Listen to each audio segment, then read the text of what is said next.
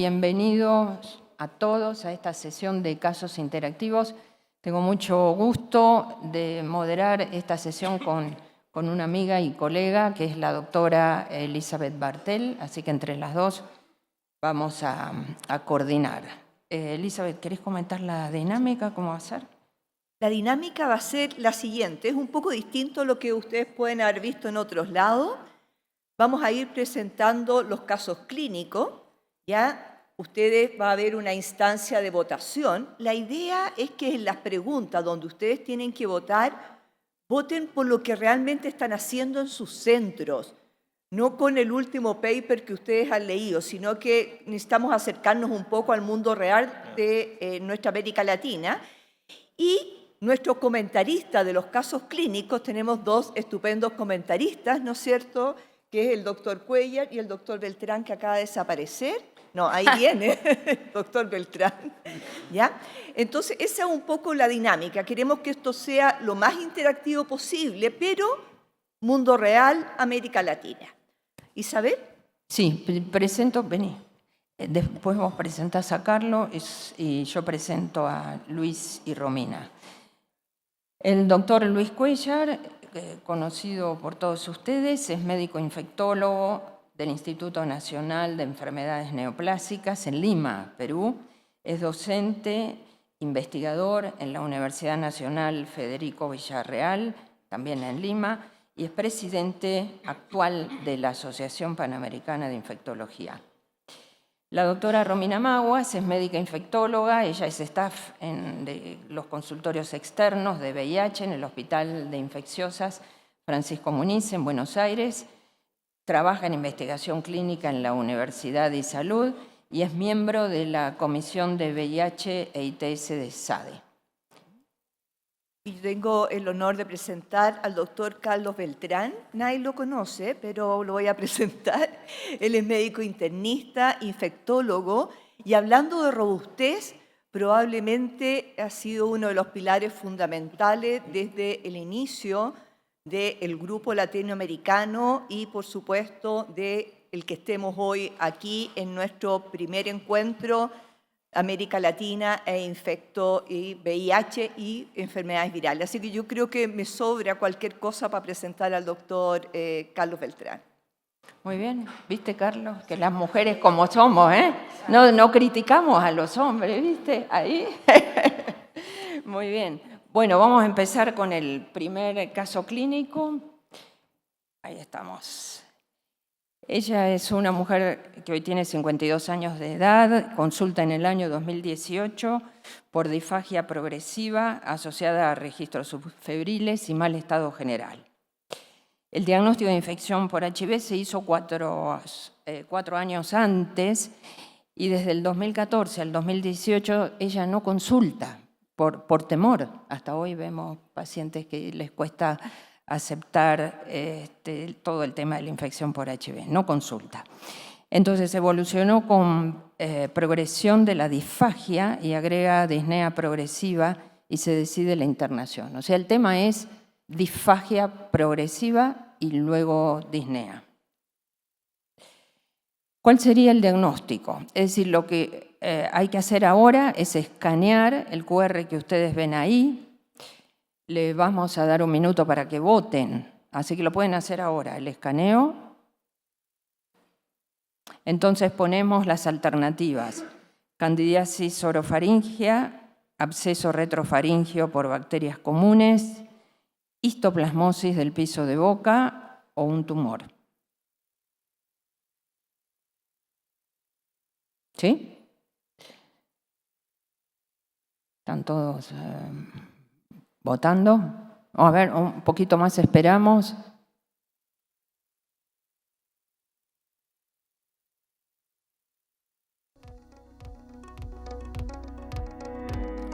¿Ya está? Listo, podemos ver las respuestas.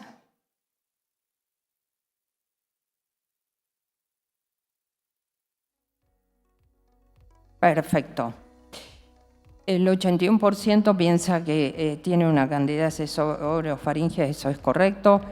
tumor un 15%, ahora vamos a ver, histoplasmosis un 3% y absceso retrofaríngeo por bacterias comunes, es así. Les voy a contar un poquito la evolución y después le voy a dar la palabra al doctor Luis Cuellar. Miren lo que pasó. Yo no les conté nada del laboratorio, le dije nada más la clínica, ¿eh? Entonces el laboratorio para ese momento tenía CD4 de 120 con carga viral de 40.000 copias. Al examen, lo que ustedes ven ahí, una regular mecánica respiratoria, ventilatoria, y en fauces tenía Muguet claramente, en toda la boca, pero además tenía una lesión nodular rojovinosa de 3 milímetros aproximadamente en piso de la lengua y otra lesión nodular de mayor tamaño, polipoide, en la parte inferior izquierda de la encía. Y a nivel de los dedos tenía en el pie izquierdo lesiones maculares hiperpigmentadas. Una que se ve ahí y la otra que les contaba hacia atrás, a ver si la puedo enfocar ahí. Ahí, muy bien. Solicitamos una placa de tórax y tomografías, nada relevante más que una anemia y el CD4 y las 40.000 copias que les conté, todo lo demás fue negativo. Y pedimos una tomografía de cuello, donde se ve ahí la orofaringe ocupada, y algunas imágenes, ahí esos parches que ustedes ven, esos infiltrados, sin llegar a conformar nódulos. Este es el tumor en el piso de la boca. Les quiero mostrar, a ver si puede. Ahí. Ese es un video que hicimos cuando la paciente es mi paciente, ¿no? Y ustedes van a ver, ahí llamamos al equipo de otorrino, y entonces ahí se ve cómo sale ese tumor en la orofaringio. Les confieso que nunca habíamos visto una cosa así, y mucho menos en una mujer. Recibió por esas imágenes en pulmón, ceftriaxona, claritomicina, TMS, fluconazol. La biopsia mostró sarcoma de Kaposi y la PCR demostró el herpes humano, virus herpes humano 8 positivo, y también vimos que tenía lesiones en la región anterior del tórax, nariz, el test de resistencia sin mutaciones. Iniciamos tratamiento antirretroviral con TDF, FTC, atazanarrito. Requirió traqueostomía en el medio de todo eso porque se ahogaba realmente, e inició quimioterapia con doxorubicina liposomal. Por esta razón, para evitar interacciones, cambiamos el atazanarrito por Ralte, entonces quedó con TDF, FTC, Raltegravir. Después de 3 semanas de internación se fue de alta realmente muy bien, sin ninguna lesión en ningún otro sitio. Y la evolución fue muy buena. Los CD4 subieron, carga viral no detectable, y le cambiamos el Ralte y le pasamos a un comprimido por día, TAF, FTC, Victegravir, y fíjense el laboratorio de hoy, CD4 1005, 38% y clínicamente muy bien. Perfecto. Entonces, Luis, antes de poner esto, ¿qué reflexiones, qué comentarios podés hacer? Bueno, es una mujer infectada por VIH, estadio SIDA, por todos los que tienen infecciones oportunistas, por frecuencia candidiasis esofágica, obviamente el diagnóstico diferencial, etiológico, citomegalovirus o herpes son las 3 causas más frecuentes de esofagitis. Y la otra es lo que vendría a ser la clasificación de 4C, ¿no? Infecciones oportunistas, y 4D vendría a ser las neoplasias asociadas. En este caso, sarcoma de Kaposi, que está demostrado. No está demostrado por el hecho de tener, digamos, documentado el virus herpes humano tipo 8. Y el tercer motivo de SIDA es obviamente la definición de SIDA desde el punto de vista laboratorio, CD4 menos de 200. O sea, tiene criterios sólidos de infección por VIH, estadio SIDA, ¿no? Perfecto. Bueno, la mayoría de los casos se asocia, ¿cierto? Al herpes humano 8, más del 95% de los casos asociados. No hay sarcoma de Kaposi si no hay virus herpes 8, ¿no es cierto? Y el virus herpes 8 lo vamos a encontrar en las 4 formas clínicas de sarcoma de Kaposi, en el clásico, en el endémico, el epidémico y el iatrógeno o iatrogénico. Muy bien, ahí tienen las otras asociaciones para no extendernos, pero eso lo pueden encontrar en cualquier literatura. Y lo que sí aprendimos todos que con la introducción del tratamiento antirretroviral la incidencia bajó mucho. Y esto es lo último que se ve, pero fíjense que todavía hay áreas donde todavía la prevalencia de Kaposi es alta, ¿no? Y también buscamos un poco lo de la mujer, que ahora vamos a ver. Antes de eso, antes de que me cuentes lo de la mujer. Con respecto a las mujeres, las relaciones han virado desde 10 hombres a una por cada mujer hasta 31 hombres por cada mujer. En el inicio de la epidemia era extremadamente raro ver mujeres. En los años 90 habré visto en esa década una sola mujer, el resto eran varones. Y esto relacionado, las causas se relacionan mucho es en mujeres con parejas bisexuales, que era lo que se define mucho, y la otra es desde el punto de vista hormonal. Los estrógenos actuarían inhibiendo la actividad del virus herpes humano tipo 8, ¿no es cierto? Entonces, hay otros factores que todavía no los han definido, pero quizás eso sería lo más importante. Y la otra cosa es que este virus está más en la saliva y en el semen, ¿no es cierto?, que en la mujer, ¿no? Sí, más en saliva, mucha transmisión por saliva y luego la sexual, ¿eh? Está. Bueno, la otra pregunta es ¿cuál de las siguientes afirmaciones es la correcta? El sarcoma de Kaposi ocurre, es la correcta, ¿eh? El sarcoma de Kaposi ocurre siempre con CD4 menos de 200 y carga viral no controlada, es una. La segunda es el diagnóstico se hace por PCR de las lesiones. La tercera es sarcoma de Kaposi está asociado al herpes humano tipo 8. Y la cuarta es, tenemos que demorar el inicio del tratamiento antirretroviral por el riesgo de iris. Tienen que escanear el QR y votar. Ahí está. ¿Sí? Muy bien. ¿Claro?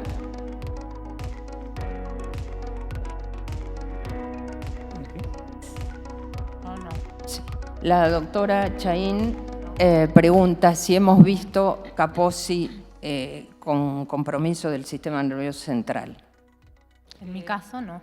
Sí, hemos visto, te estoy hablando de Valparaíso, pero en el contexto de un Kaposi diseminado. Diseminado con compromiso visual. Y ahí tuvimos compromiso del sistema nervioso central. Si se confirmó por biopsia. No hicimos biopsia cerebral, sino que fue por imágenes y en el contexto clínico.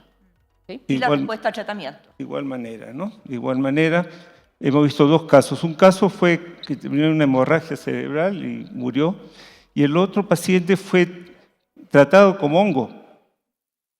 Y las lesiones de Kaposi en el cerebro, lesiones vasculares, simulan infecciones vasculares micóticas, los aneurismas micóticos.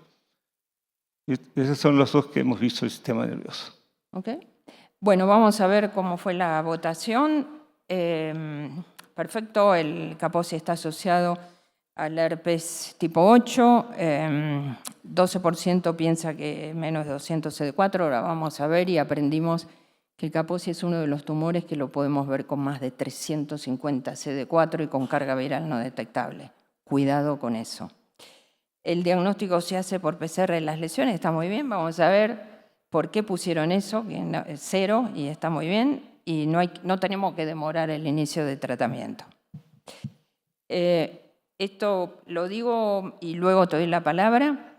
Sabés que antes de venir para acá la llamé a una patóloga amiga mía que está en lo último de lo último. Y entonces le dije, el tema de la PCR, ¿cómo es? O sea, ¿hacen solo PCR? ¿Puede ayudar? Me dice, no, en realidad es un complemento.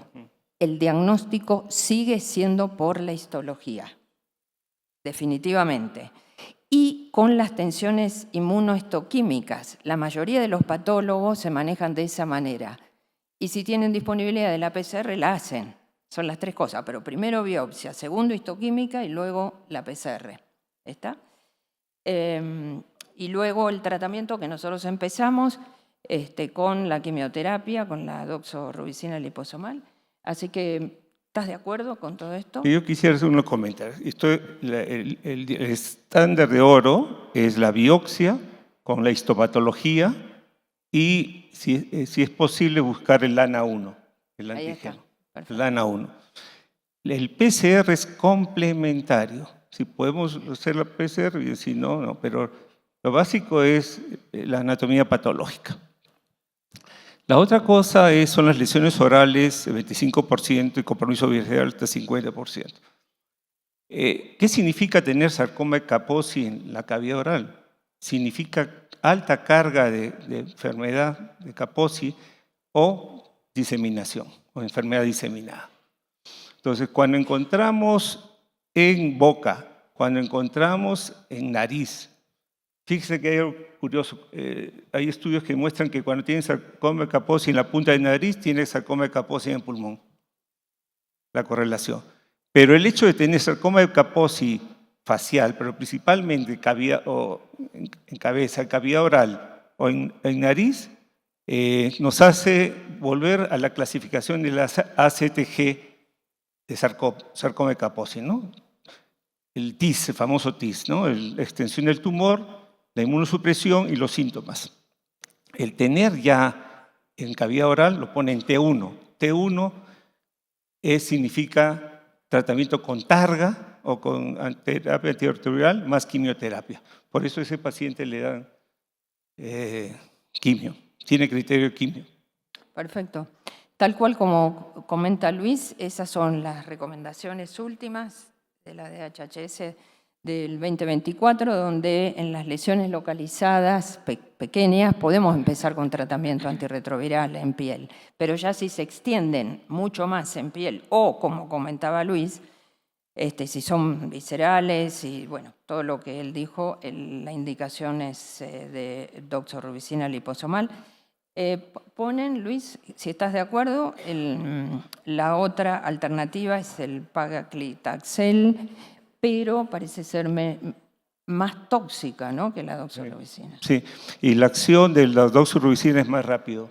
Por eso la evolución, la historia cuando uno ve, en 3 semanas se limpiaron las lesiones, ¿no es cierto? Sí. Entonces, hay 3 formas de tratar Kaposi, se ha planteado siempre: darle targa nada más, darle quimio nada más y combinar. Perfecto. Ya sabemos que si usamos targa nos vamos a demorar semanas y meses, o sea, no fue por targa, ¿no? No fue por el targa. La quimio sola es un poquito más rápido, pero también demora. Pero está claramente demostrado que con doxorubicina más targa, la doxorubicina limpia rápido 3 semanas. Pero cuando combinamos es la mejor forma de tratar sarcoma de Kaposi. Pero doxorubicina podría explicar, y de hecho la literatura menciona que hasta el primer curso de doxorubicina puede remitir las lesiones. Pero hay que ver qué forma clínica, qué estadio de Kaposi tiene, ¿no? Perfecto. Bueno, en conclusión, el sarcoma de Kaposi está asociado al herpes 8, la incidencia ha disminuido, tenemos que tener presente y estar alertas, lo que dijimos que puede aparecer con CD4 más de 350, siempre tenemos que dedicar tiempo para revisar muy, muy bien a los pacientes, aún en los ojos, abrir bien los ojos, a veces aparece en la mucosa ocular, bien adentro. El tratamiento de elección, ya lo comentó Luis, siempre realizar biopsia y ahí se hace el diagnóstico. El tratamiento lo comentamos y no hay prevención para el herpes 8. Bueno, un aplauso para nuestro comentador. Terminamos antes, les aviso que les estoy otorgando 1 minuto 22. ¿Está bien, Luis? ¿Algo más querés comentar? Bueno, que a pesar que estamos en épocas de targa o de terapia antirretroviral, Kaposi todavía puede aparecer. ¿Y cómo puede aparecer? En el iris, ¿no es cierto? Pues cuando empecemos en pacientes tardíos con CD4 bajos, con cargas virales altas o bajas, Kaposi puede hacerse presente. Y obviamente el Kaposi en otras formas no asociadas a VIH persiste en el mundo. Hay que estar atento. Muy bien, vamos a pasar, muchas gracias. Vamos a pasar al caso número 2. No sé.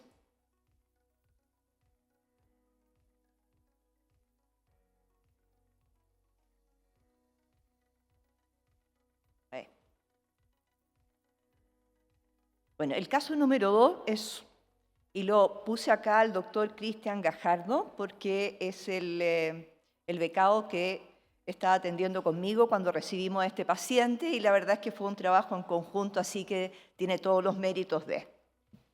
Este es un paciente de 57 años, heterosexual, casado con hijos, chileno. Fíjense la edad. Ya estamos recibiendo pacientes en etapas avanzadas, pacientes que jamás en la vida pensó que podía tener esto. Ya derivado de nuestro policlínico, luego de una hospitalización en otro centro por una neumonía por neumocistis jirovecii, una candidiasis orofaringia, en el contexto de los cuales se hizo el diagnóstico de VIH. Sin antecedentes relevantes previos, hasta donde pudimos obtenerlos. No sé si les ha pasado a todos ustedes, pero en general, nuestros pacientes de más edad, cuando se encuentran con este diagnóstico, la actitud de no creo, esto no es verdad, esto no me puede estar pasando a mí, es bastante más frecuente que cuando comunicamos el diagnóstico a alguien de un grupo etario menor.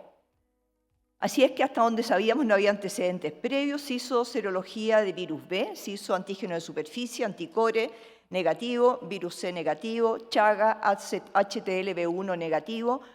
No habían antecedentes de otras ITS, dato obtenido de lo que se hizo durante la hospitalización, pero de lo que el paciente también nos relataba, y ingresa a nuestro policlínico con un 9% CD4, 49 células y una carga viral de 400.000 copias. Al ingreso al programa en el examen físico, que fue muy exhaustivo, el paciente refería a sentirse bien, regio, estupendo, y casi no sabía por qué estaba ahí. Sin disnea, sin diarrea, no tenía cefalea, no habían alteraciones visuales, el examen físico sin focalidad, no habían lesiones mucocutáneas ni genitales.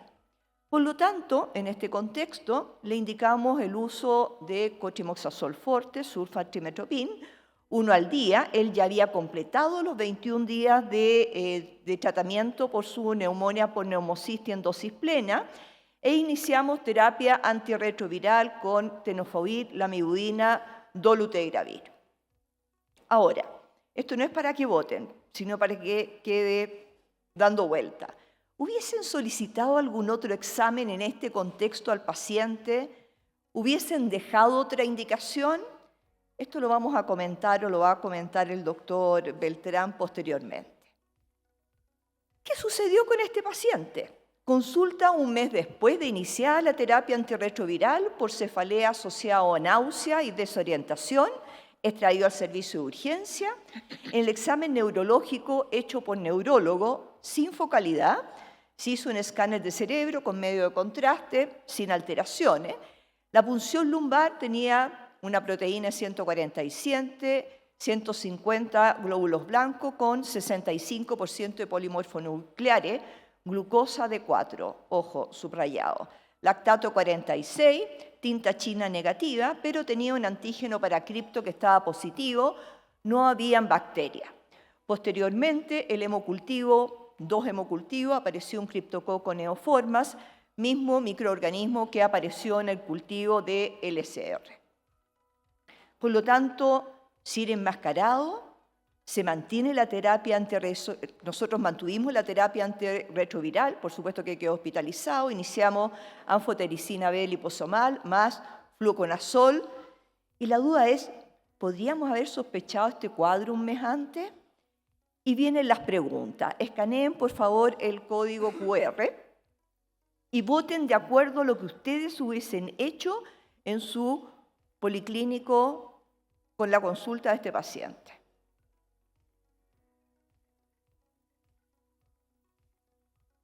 Inspírense para votar.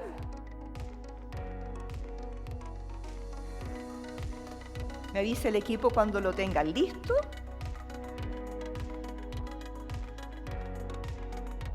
¿Ok?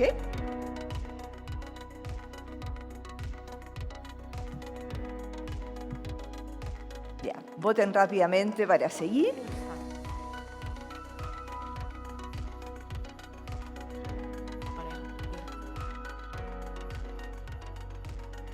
Ya, el 58%, y esto va a ser muy interesante para la discusión, dice, lo indico dependiendo del resultado de antígeno para cripto en sangre, un 26% no lo indica, un 17% solo lo indica si no hay sospecha clínica de cripto, ¿ya? Y por supuesto un 0% solo lo indica si el TAC de cerebro es normal.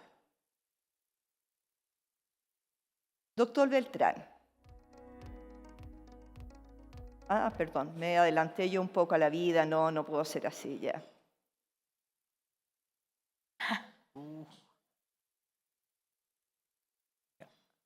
Ya, antes de la próxima votación, Carlos, perdón.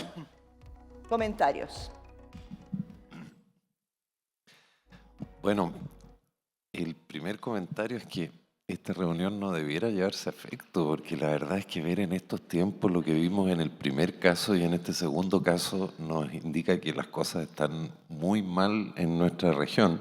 Son casos que están pasando en Argentina, en Chile. Y traigo a colación lo que se mostró ayer. Estos dos casos son donde más se concentran las presentaciones con enfermedad avanzada. Mujer, hombre heterosexual de edad media hacia arriba de la vida, que es donde menos se sospecha la infección, y tienen más probabilidades de llegar a estas etapas, que la verdad es que sí, el primer caso salió adelante, este todavía no lo sabemos, pero la gente se puede morir de esto, y eso no debiera pasar en estos tiempos si las políticas de testeo fueran bastante más amplias, y si fuera cierto que América Latina tiene en su cascada el primer 90 casi logrado. Y más allá de eso, sí, es una necesidad. Quizá yo pensé que la pregunta iba a ser otra. Yo personalmente a mis nuevos casos de VIH no les hago HTLV1, no sé por qué ustedes les hacen HTLV1, pero sí hay que hacerle antígeno de cripto. Entiendo que hay un tema de disponibilidad en el hospital, que el antígeno no lo tienen disponible. Y en caso de no estar disponible el antígeno, la verdad es que por lo menos la profilaxis con fluconazol debiera iniciarse, pero el antígeno es fundamental para tomar políticas de no profilaxis o incluso terapia. Y acá viene lo otro, lo dijo el doctor Cuellar. El SIRI es un problema en estos pacientes que llegan con enfermedad tan avanzada. El Kaposi, yo alguna vez leí un trabajo, que me corrija Luis, que si el típico, el Kaposi cutáneo, si uno hacía biopsias de Kaposi después de iniciar la terapia, en más del 50% se encuentra evidencias de respuesta inflamatoria, o sea, hacen un SIRI con muchísima frecuencia. Lo que pasa es que a lo mejor lo sienten un poco más indurado, les molesta un poco, pero no les trae consecuencias. Pero si ese mismo SIRI ocurre en una lesión que está por ocluir la vía aérea o en un lugar estratégico, también puede tener consecuencias. Y vean lo que pasa con este SIRI. En el primer caso habría sido un SIRI de exacerbación, de agravación, o SIRI paradojal. Y en este caso es un SIRI de desenmascaramiento. O sea, no sospechábamos que hubiera una meningitis criptocócica y se hizo evidente por el SIRI. Hay algunos SIRI que pueden matar. Este es uno de los SIRI que puede matar, y el otro, o dejar secuelas graves, es la retinitis por citomegalovirus. Y acá se debe haber hecho, no está mencionado en las historias, pero en ambos casos debiera haber habido un fondo de ojo antes del inicio de la terapia antirretroviral, porque está más que descrito, incluso es probable que sea experiencia de algunos de los colegas acá, de gente que ha iniciado terapia antirretroviral y ha quedado con secuelas de visión muy, muy severas. No sé qué dices del SIRI, Luis, de lo que comentaba. El caso presenta que tiene CD4 menos de 49, ¿no es cierto? Y con lo que menciona Carlos, CMV clásicamente es menos de 50, o sea, tiene riesgo, pero como ha mencionado, el paciente antes de empezar targa en estas situaciones tiene que tener toda una evaluación general porque tiene todo el criterio y riesgo de hacer CIRI, ¿no? En el momento que recupere y independiente de la carga viral que tenga, puede hacer CIRI y hacer todas las complicaciones. CMV, criptococo, tuberculosis, etc., ¿no? Yo iba a agregar también, en el caso de el CIRI por cripto, la manifestación a veces de aparición puede ser más aguda que cuando uno lo ve previamente, que en general el cuadro es más subagudo. Vos preguntaste, ¿podríamos haberlo sospechado? A veces en un cuadro subagudo, digamos, inicial, de cefalea de varios días, una febrícula, pero en general la presentación del CIRI, en este caso de cripto, puede ser más aguda, que es un poco el cuadro también que él está teniendo ahí. De 4, sino que muchas veces lo que vemos es la caída de la carga viral. La de descenso de la carga viral, ¿no? Exacto. Bueno, esto, como le decía, es mundo real, ¿ya? Porque por restricciones que exceden de lo que tengo ganas de contar ahora, no estamos contando con antígeno para cripto y nos quedamos sin oftalmólogo en el hospital, pero bueno, es parte de las cosas que están sucediendo. Sigamos con la próxima pregunta. ¿Tiene sentido el uso de antígeno para cripto en todo? Yo creo que esto ya se contestó un poco. En todos los pacientes con CD4 bajo 100, escaneen esto y ahí vamos a hacer los comentarios, por favor. No tiene sentido, solo lo solicitaría si hay síntomas neurológicos, lo solicito siempre, lo solicito solo si la punción lumbar es normal.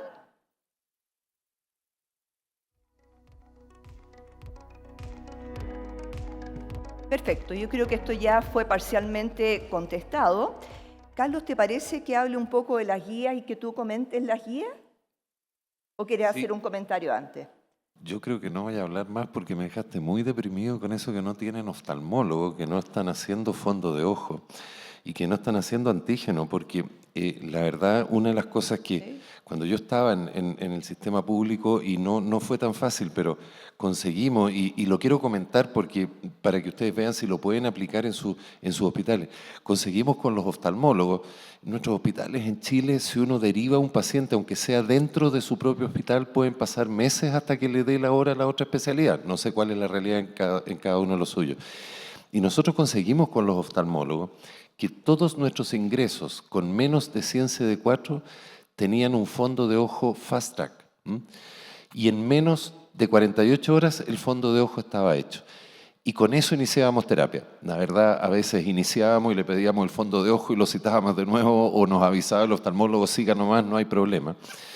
Porque es un hecho que un CIRI retinal por citomegalovirus puede dejar ciega a una persona. Ustedes saben, hay muchas formas de retinitis por citomegalo, pero hay formas que afectan principalmente a la mácula y un CIRI en la mácula, el tipo perdió la vista. Entonces, y acá la ausencia de antígeno de cripto, no sabemos todavía, pero esta persona puede perder la vida. Lo dijo muy bien Romina o Isabel. El CIRI por cripto es más hiperagudo que el cripto mismo, que en general es un cuadro un poco más lento. Entonces, estamos en un escenario en que limitaciones de infraestructura y de recursos ponen en riesgo la vida de los pacientes. O sea, esto no es para hacer una catarsis, pero sí de alguna forma, nosotros tuvimos un retroceso súper importante en el último año y medio en cuanto a recursos, acceso a especialistas que se fueron del hospital, etc. Pero es mundo, en eso estamos. Ahora, controlé al paciente la semana anterior de venirme al Congreso, el paciente se fue de alta con, gracias a Dios, y tengo que decirlo, sin ninguna repercusión neurológica, ya, y está con su terapia antirretroviral y fluconazol y todo lo que corresponde, cotrimoxazol y demás, pero podría haber sido completamente distinto. Ahora, ¿qué dicen las nuevas guías preventive de las personas que están viviendo con VIH? Voy a tocar un poco las guías europeas que hablan de esta estrategia preemptive con pacientes con CD4 bajo 100 y las guías norteamericanas que acaban de aparecer, la nueva de este año, que habla de iniciar esta estrategia bajo 200 CD4. ¿Cuál es la propuesta? Busque antígeno para cripto en sangre en caso de ser positivo. Hay que descartar una meningitis por cripto. ¿Cómo lo hacemos? Se realiza una punción lumbar si es positiva o antígenos son altos, ahí vamos a ver los valores.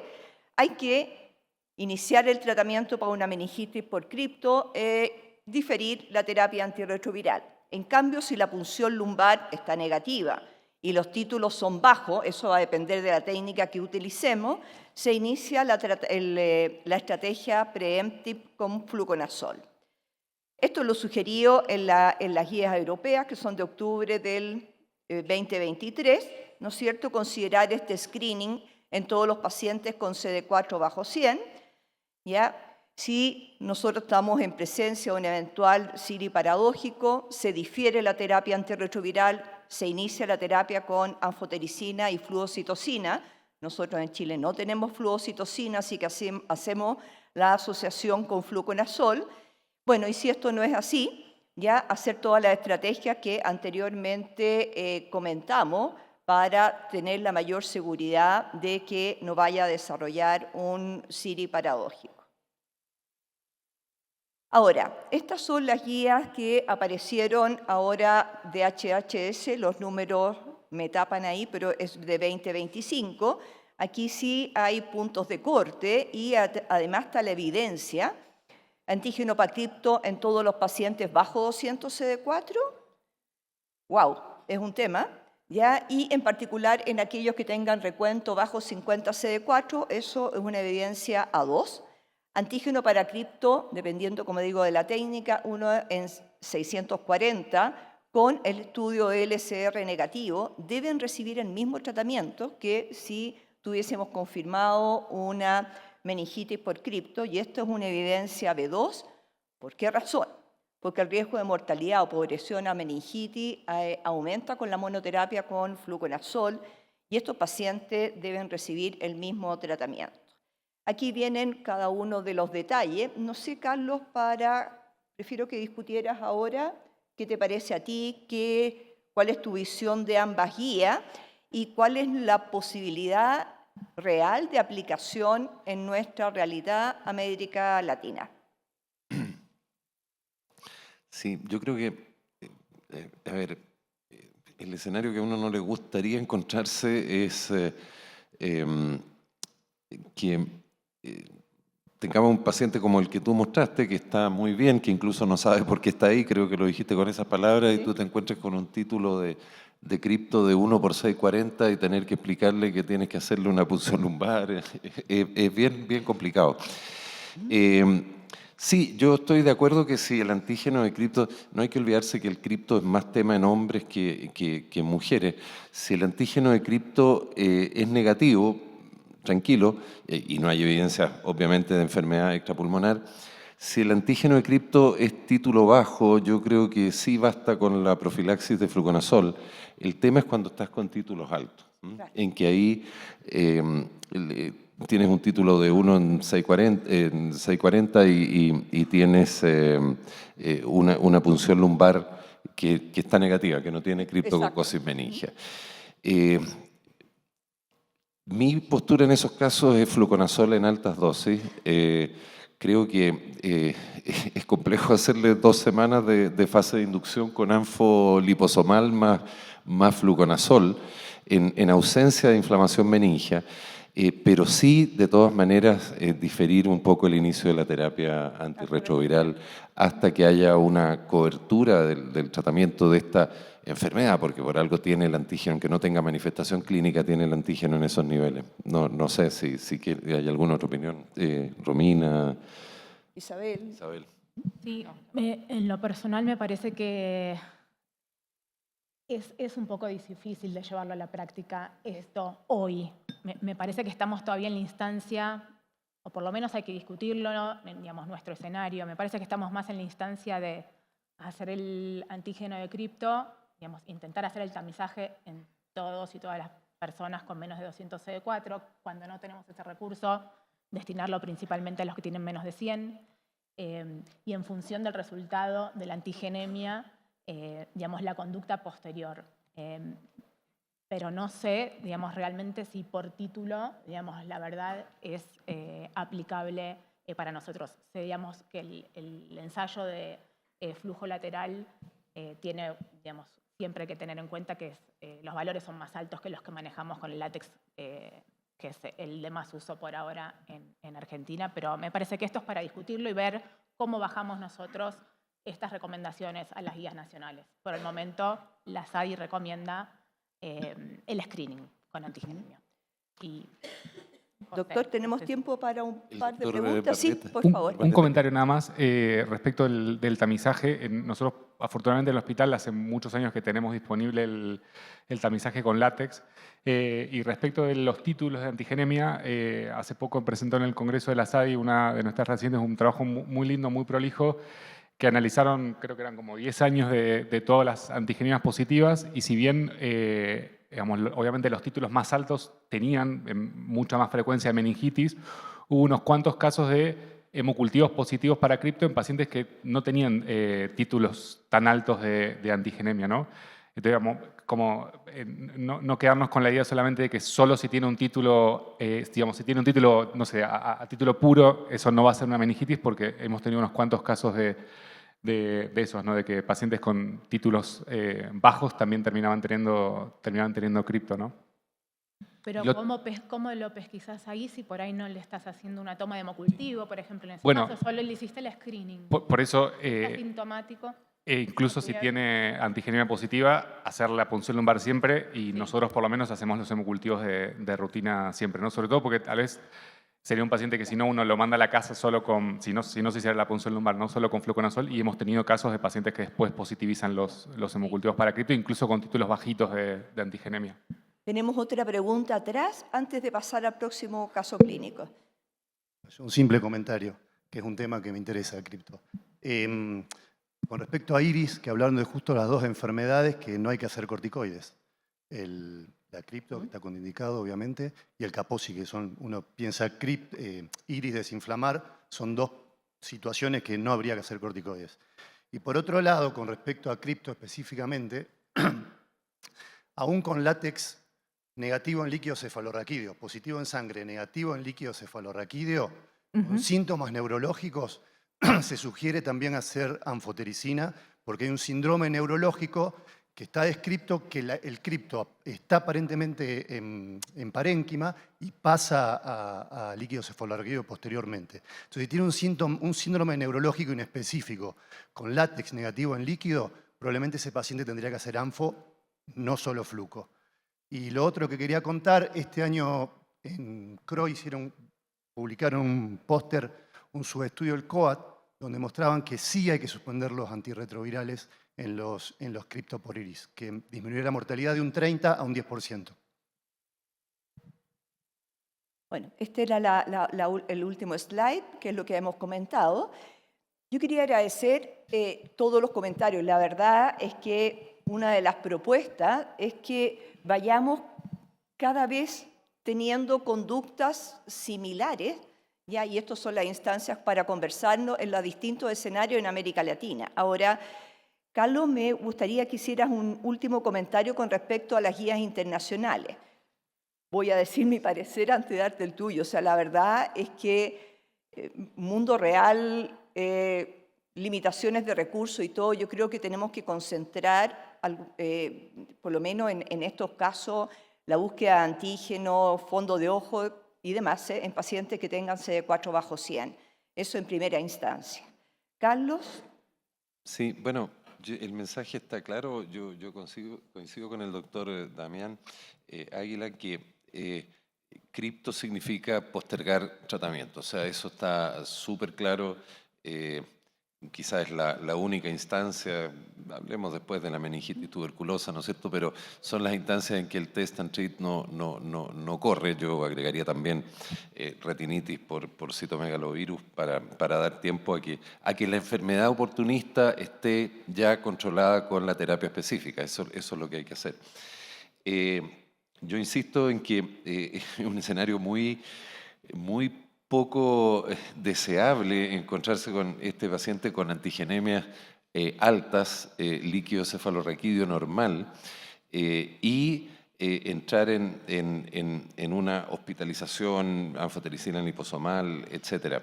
Pero al menos sí creo que por lo menos tiene que recibir el fluconazol en las dosis de tratamiento y no de profilaxis. Y quiero aprovechar y preguntarle al doctor Damián Águila, y si alguien más quiere dar su opinión, otro escenario de cripto que es tremendamente difícil, y son esos pacientes que completan su fase de inducción, completan su fase de consolidación, y se encuentran en su fase de mantención por meses o más de un año y mantienen antigenemias altas en sangre, que es también otro escenario que nos ha tocado vivir y que genera una situación de incomodidad, en que ya ha subido su CD4, pero mantiene antigenemias en títulos altos. No sé si alguien quiere opinar al respecto. En general, la antigenemia de cripto es un examen incómodo, diría yo. No, en realidad con cultivo negativo a las 10 semanas es suficiente para... No, me refiero a suspender la fase de mantención. Al año te pueden mantener... No había escuchado hasta hoy que era un criterio para sostenerlo. Yo directamente ni se lo pedimos nunca más, después de la primera que nos dio positiva. Digamos, no es una metodología para indicar, digamos, control del tratamiento. La verdad es que sabemos que, digamos, a veces se pide para ver si los títulos bajan, si no tiene disponibilidad, pero la verdad es que, digamos, no marca buena o mala evolución.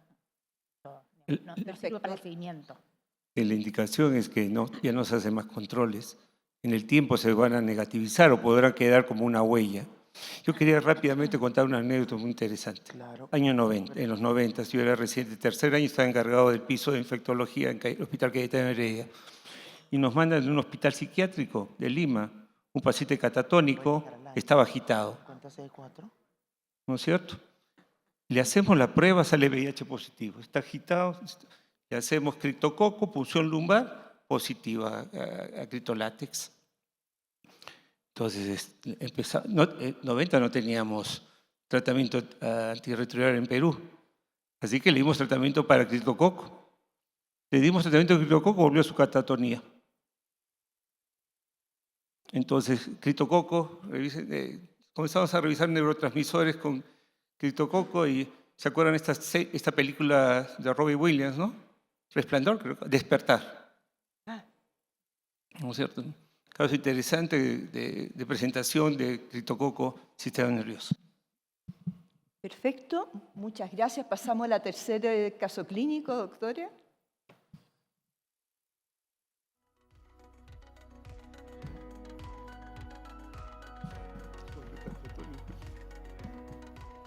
Bueno, muy bien. Este caso comienza así, vamos a hacer también la misma modalidad, y se trata de un varón cis de 38 años, no les agregué, pero de orientación sexual heterosexual. Nació y vive en la provincia de Buenos Aires, Argentina, y trabaja como remisero.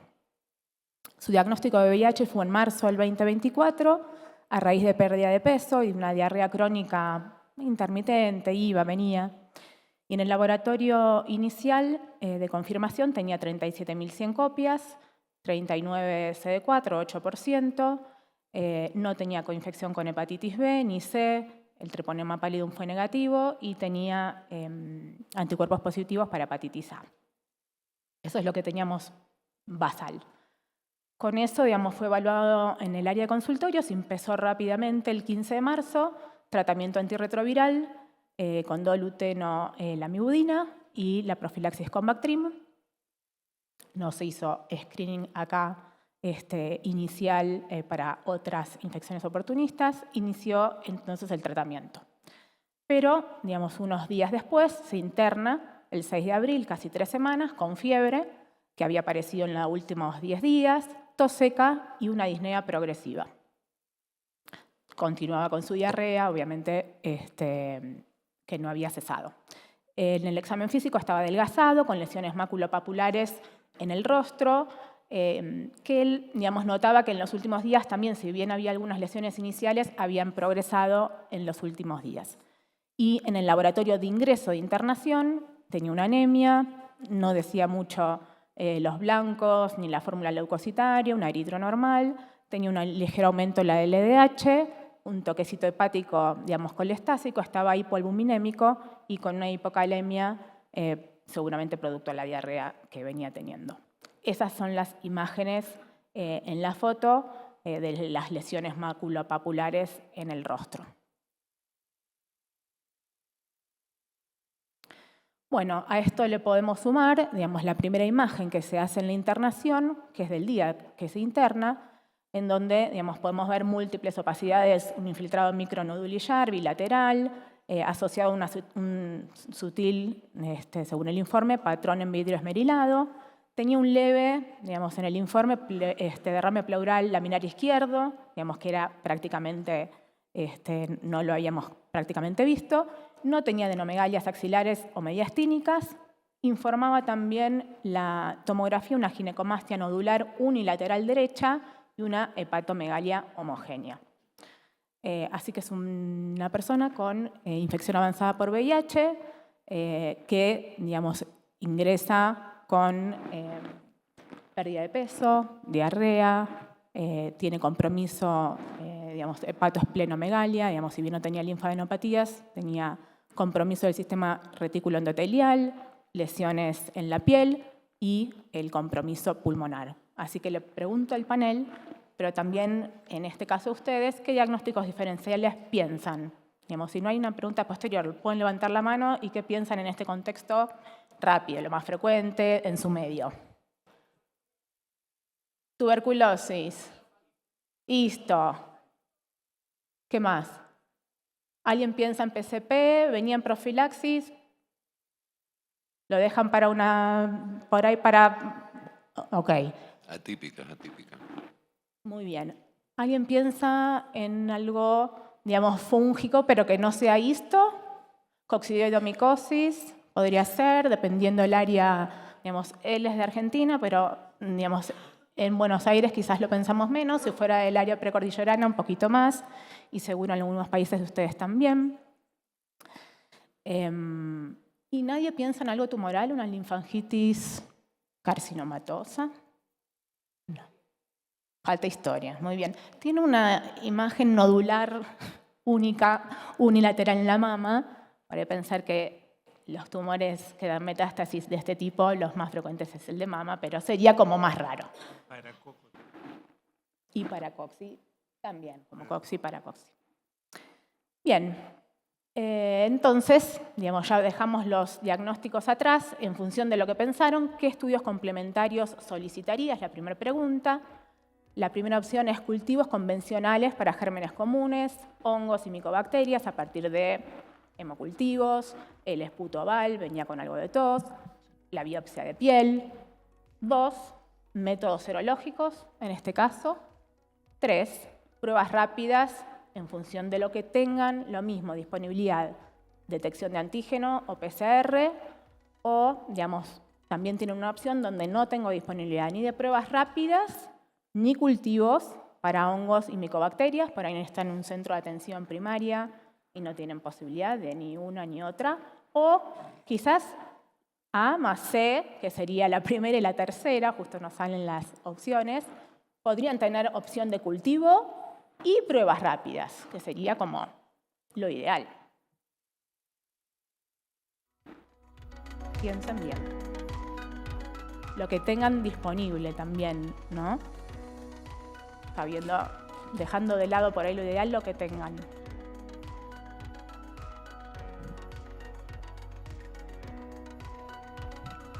¿Están? ¿Mayoría? ¿Listo?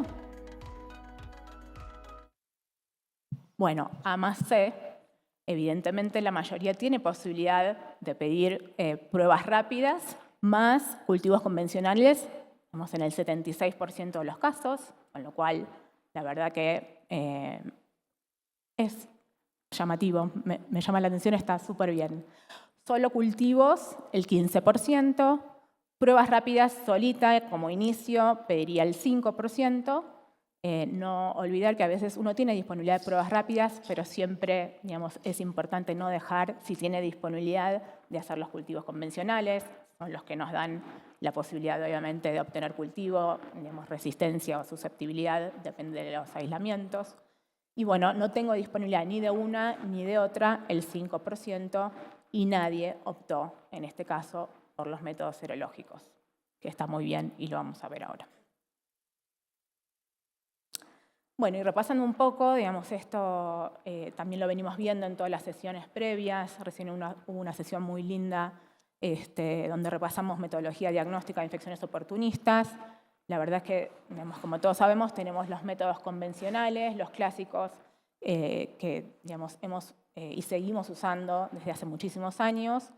Digamos, la contrapartida o las cons de los métodos convencionales, tanto el directo como el cultivo, son su baja sensibilidad, en el directo 30 o 50% para las micosis profundas y tuberculosis, cultivo con suerte 50, 70%, y además requiere, digamos, personal experimentado, un bioquímico, una bioquímica que, digamos, esté capacitado y tenga también el tiempo disponible porque son más laboriosos.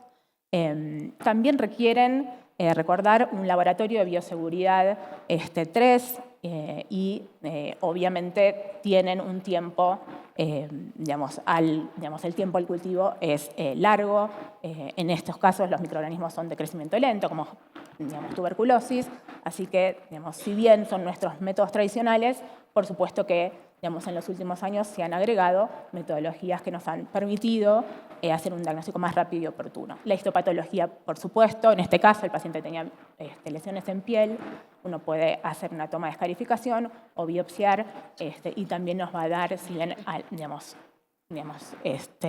el tiempo obviamente es su limitante, pero bueno, no se deja de hacer en la mayoría de los casos.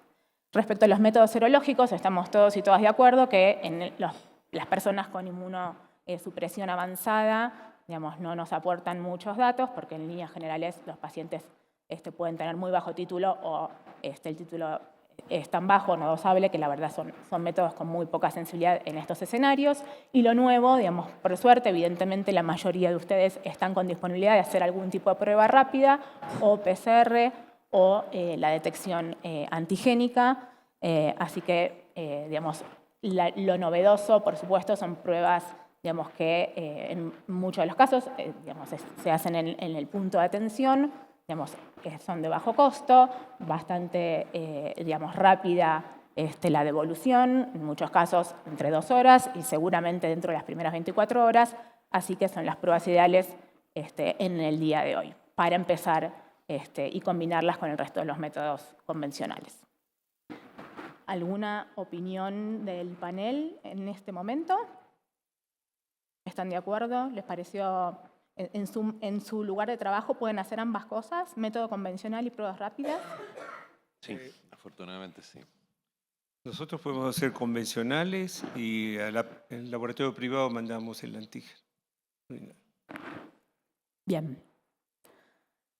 Bueno, esto es un poco también lo que repasamos en la sesión anterior. Digamos, la OPS, OPS están trabajando, digamos, intensamente para que podamos implementar este paquete de atención en personas con enfermedad avanzada. Digamos, es un paquete digamos, que nos habilita digamos, en los puntos de atención un diagnóstico oportuno, rápido, y donde deberíamos ya estar haciendo esto como tamizaje en todas las personas con menos de 200 CD4, tanto los nuevos diagnósticos como los retornos, aquellas personas que han abandonado y vuelven a la atención y que tienen menos de 200 CD4, digamos, someterlos a este tamizaje, o obviamente también pacientes en antirretrovirales o no, digamos, donde tienen un cuadro clínico sospechoso. Romina, entonces, sí. Una pregunta, acá. Sí. Como tiene la lesión en la piel, sí. ¿no sería también algo fácil y rápido acceder a esa lesión? Quizás un hisopado, una biopsia, lo que podemos hacer y quizás ahorramos tiempo, ¿no? Sí, estaba puesta en la opción dentro de los cultivos convencionales, estaba la biopsia de piel o el que tiene posibilidad de escarificar, Pero estaba en la opción. Pues muchas veces nos olvidamos si un histo, un cripto, Por supuesto. todo viene rápidamente y lo tenés en el momento. Porque Estaba. te digo Sí. que el antígeno en orina para el histo, para todo, lleva un tiempo. Sí. Ahora les Y cuento un quizás poco. este paciente, si tiene una micótica, darle anfotericina le va a cambiar el pronóstico. Totalmente. Ahora vemos cómo se llegó al diagnóstico, pero bueno, en este caso, digamos, saber que todos los pacientes idealmente ya deberían pasar por este tamizaje, histo, cripto, tuberculosis, las tres donde OPS está trabajando para que tengamos más disponibilidad del antígeno de histo en orina. Nosotros en el Hospital Muniz, donde se dio este caso, tenemos el ELISA, en realidad la metodología por ELISA, hace varios años, digamos, pero también está el nuevo método más reciente de flujo lateral, así que digamos, se incorpora, incorporar el látex para cripto también o por látex o flujo lateral y TB-LAM en orina, en el point of care, más o menos el GeneXpert, digamos que requiere un poquito más de complejidad, pero por lo menos el TB-LAM en orina en el point of care.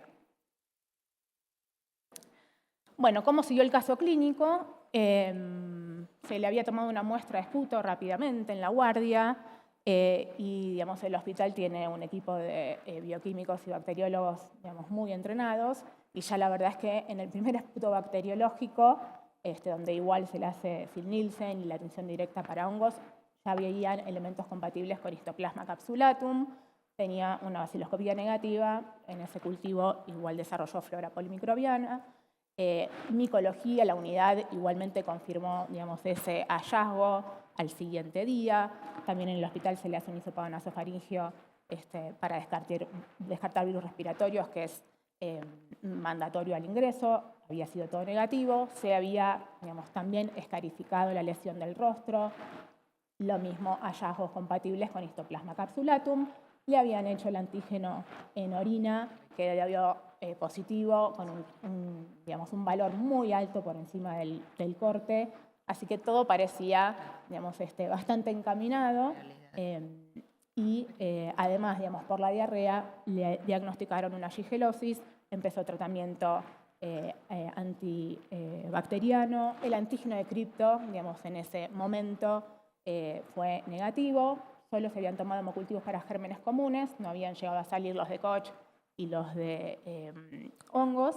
Y el paciente al otro día del ingreso ya había iniciado anfotericina liposomal el 7 de abril. Y la verdad que los primeros días tuvo una mejoría pensando en que tenía la histoplasmosis diseminada. Y todo cerraba muy lindo, muy bien. Pero a los 10 días persistían algunos registros febriles, subfebriles, y tiene que pasar a terapia intensiva en contexto de un derrame pleural masivo. Ese derrame pequeño que tenía, digamos, ahora ya se había incrementado. Le hicieron el 20 de abril una carga viral, ya tenía 200 copias, una muy buena respuesta virológica, un CD4 también de 75, 9%, y requirió obviamente una punción biopsia pleural. En el resto del laboratorio no había mucho cambio, seguía con anemia y la hipoalbuminemia y el toque hepático que persistía. Así que acá la pregunta, digamos, ahí sí, por ahí el panel quiere opinar, si hay algún diagnóstico nuevo en este escenario, o piensan en reconstitución inmune, o piensan que puede sumarse algo más allá de la histoplasmosis. ¿Pregunta? Okay. Sí, Roberto. Roberto, Bueno, les pregunto a ustedes porque yo ya sé la respuesta, así que tienen que contestar. bueno, obviamente, nuevamente, el mejor marcador de IRIS no es el aumento de los CD4, sino la caída de la carga viral. Y el paciente tiene una carga viral significativa y eso es el primero en mi diagnóstico. Sin embargo, en mi experiencia, vienen muchas veces juntitas nuestras histoplasmosis vienen con una tuberculosis Sí. y vienen juntitas. Así que yo creo que si bien mi primer diagnóstico por la caída de la carga viral es que tiene un iris, no me quedaría muy tranquilo si no descarto que no tuviese algo más. Y, viste, generalmente nosotros decimos en los diagnósticos cuáles son platinos, cuáles son gold, cuáles son silver. Yo creo que acá, yo diría el platino es mi iris, pero el gold es la tuberculosis. Y después nombra lo que quieras. Muy bien. Silver. Recuerden que no se habían tomado tampoco, digamos, tantos cultivos, tampoco se le había hecho en el hospital, digamos, hasta el momento, digamos, no tenía un GeneXpert en ese esputo de ingreso, digamos, porque todo se encaminó hacia la histo y un poco quedó ahí el resto de los estudios. Así que, digamos, también es importante pensar que puede tener alguna otra infección oportunista pensando en tuberculosis en nuestro medio. ¿Algún diagnóstico más? ¿Algún Sí. otro dato de laboratorio? ¿Cómo estaban las líneas sanguíneas? ¿Si tenía ferritina muy alta? No, Digo, lo que- hace poco vimos un paciente muy parecido y estuvimos en una discusión tremenda si era todo iris o si tenía un hemofagocítico. Sí. Agarramos con los hematólogos de los pelos, los infectores. Eh, Lipogluminemia. no tenía, digamos, había agregado algo más ahí que después no quedó, pero persistía con la anemia, los glóbulos blancos no variaron mucho, sí ya tenía una albúmina de 2.1 y había elevado un poco más la LDH y la fosfatasa alcalina, o sea, seguía con el patrón colestásico, pero no había cambiado mucho el resto del laboratorio. Sí. Seguimos al siguiente. Bueno, para ir resolviendo, se hizo la punción biopsia pleural, digamos, el líquido era un exudado, y se hizo un GeneXpert en ese líquido y el DNA fue positivo, bajo, y nos dio la posibilidad de hacerle la sensibilidad rifampicina, que fue sensible, inició las 4 drogas, las toleró muy bien y evolucionó bien. Finalmente confirmamos ese hallazgo del DNA con un cultivo, pero que el cultivo fue positivo para Mycobacterium tuberculosis a los 35 días. Y digamos, el muchacho, digamos, pasó a un mantenimiento con anfotenicina semanal, llevaba 3 meses de inducción antifímica, un poco más, digamos, por unas cuestiones de tiempo, y tenía que pasar a consolidación. ¿Quieren que haga la última pregunta?